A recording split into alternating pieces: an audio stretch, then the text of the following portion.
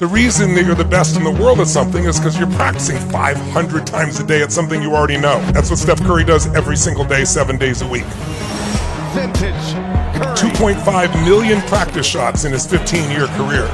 So he can make 3,200 shots in games in the same 15 years. Not even 0.1% of shots were anything but practice. So we don't put much practice in being happy. We don't really focus on the skills to be happy or refine our philosophy. And that's why we're going to immerse ourselves in it this week. And we should have a blast doing it and explore. And when you're not happy, it'll be like, that's interesting. When am I allowing to trigger that?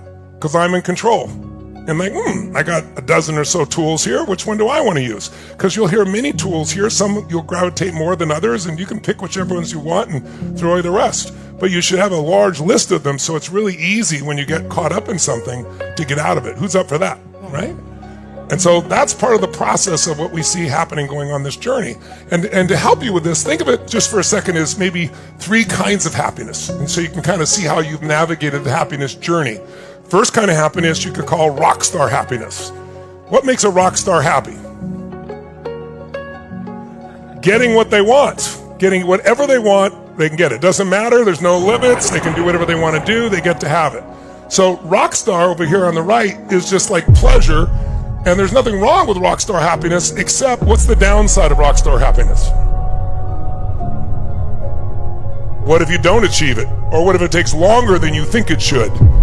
Or what if it doesn't last, which it doesn't, right? So think of it as like pleasure is in the body, happiness is in the mind, joy is in the spirit, right? Different places even within you, right?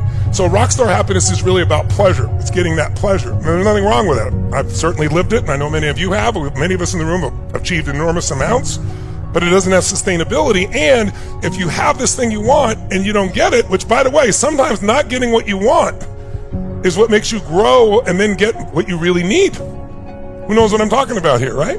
So it's like, if this is our only way of getting happiness, we got some real challenges. Now, a powerful additional way on the left is passion or flow.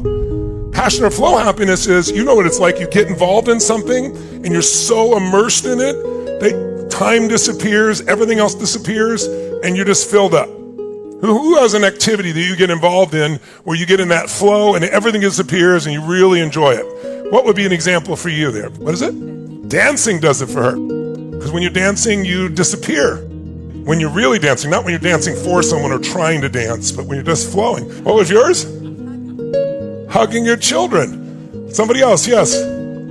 Playing golf, yes. Martial arts. Some people, the thing you picked would make them happy, like playing golf. For some people, it makes them unhappy. And yet they do it regularly, right? It's like, I remember when I first started to play golf, and we don't play very much, and we play like 5 holes, 6 holes, like 3 or 4 times a year. And then I met this man I'll never forget, and he said, why don't you come play golf with me? And I only played 3 or 4 times. Well, we don't have to play all 18 holes. I said, really? I said, but still, I don't want to hold you up. He goes, well, we don't keep score. I said, you don't keep score?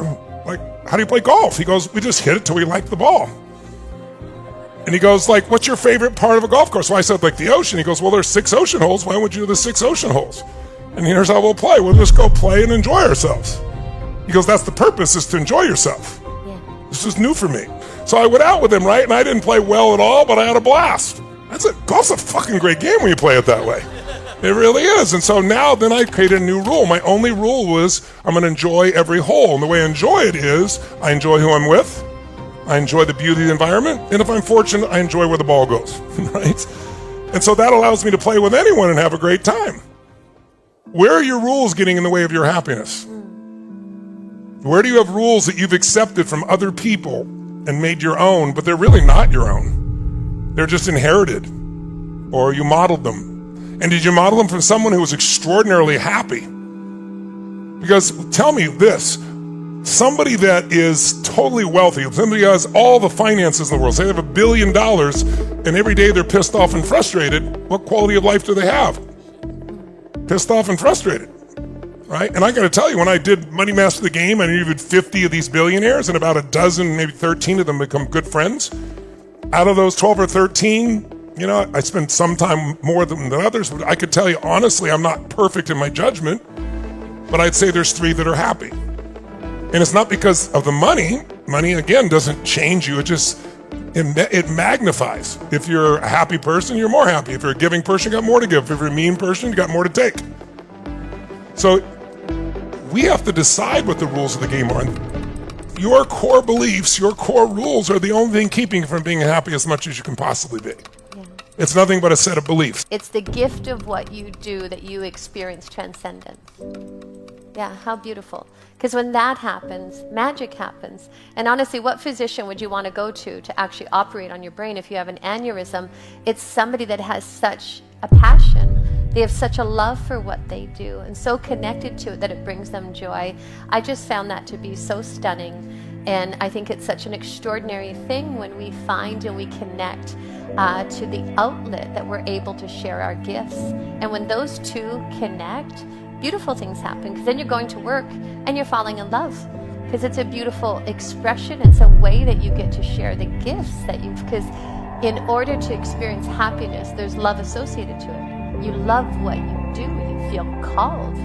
You know it's what you were born to do. You know, none of us have to be here. We all chose to be here. Yeah. And what Sage just described is the 3rd level of happiness, which is, it's one thing to have rock star happiness. I get what I want and I'm thrilled, right? But if I don't, I'm unhappy. Right? And that's what rock stars are like. They'll break shit and everything else and get by with it. Second approach to that is I'm in the flow, so I'm doing something that I love to do and I'm there. 3rd level, though, is I'm in the flow, but it's my mission, it's my purpose, which means it's to serve. It's serving something more than me. Right? When it's something serving more than me, there's a magnification. Because that's why we have relationships. The only purpose of relationship is to magnify human emotion. If you have been around somebody and you're feeling good and it's somebody you really love, you feel even better. And that's also why you get around somebody who's in a lousy state and you're in a lousy state and put 2 lousy states together. Oh boy, that's really fun, right? But the point is, you get more sustainability when it's not just your flow, but a flow to serve something more than yourself. So you can play the guitar for yourself and it's magnificent. You could be in the flow, the music's going, it's awesome. But if you're also doing that and it's serving somebody as well, it starts to be magnified more, and there tends to be even more pull. But then if you took that same little triangle of all these ways, and by the way, you don't have to give up, you can do all 3. Who's done all 3, right? But it's important to know that this base one is the strongest one of all. But this shading all around it here is really the glue that holds it together, and that's relationships. Because as we said, that's why we have relationships. They magnify. It's why when you have a great experience and it's really wonderful, what's the first thing you want to do? Share it. Share it with somebody you love, because that magnifies you. You can only experience so much by yourself.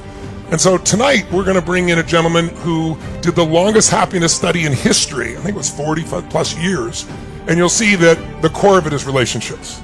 Your relationships are great. You can have happiness no matter what. Now you still have to manage your mind and not let those situational situations take you out of it. But your overall happiness tends to be incredibly strong when relationships are deep and trusting and loving and connected. To me, in the end, happiness is love.